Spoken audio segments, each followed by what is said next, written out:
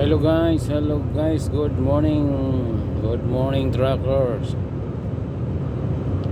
Yan, papunta tayo ng papunta tayo dito sa Papa. Ang biyahe natin papuntang Papa. Dito to sa Road 83. Okay, bagong karsada ito. Bagong gawa. So daily vlog. Okay. Daming bawal. Shout out sa lahat ng mga trucker around the globe. Ingat. Sabi nila, bawal overtake dito ng banda. Okay. So, Bisprem 91 km. Layo pa tayo. So, panibagong araw, sabi nila. Salamat sa Panginoon. Okay. Bagong araw na naman. Short video lang tayo dito, 3 minutes para sa ating ayun, no?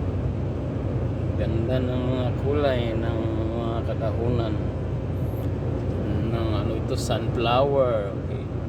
So pupunta tayo ng Papa, Route 83 ito, 83. Galing akong Muson, doon ako nagdiskarga kagabi, tapos doon na rin ako nag-rest.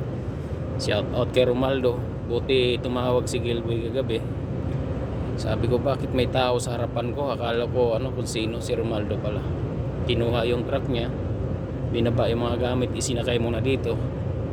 Timing naman na tumawag si Gilboy at nagising ako. Kaya yun, natulog siya dito sa truck. Ngayon naiwan siya ngayon doon sa bahay. Kung doon sa Muson, mayroon kasi kaming bahay doon eh. Kagabi binubuksan ko, di ko mabuksan, mali pala yung pin.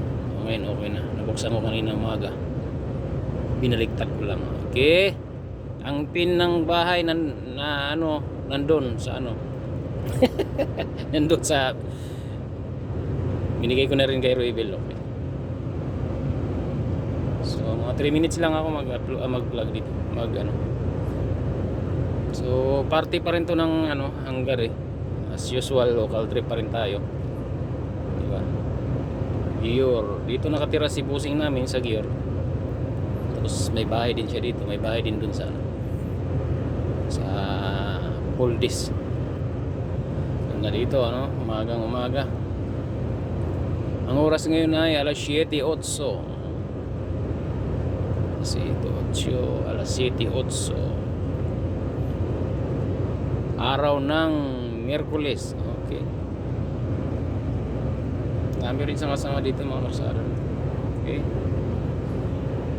Gandang karsada dito, bago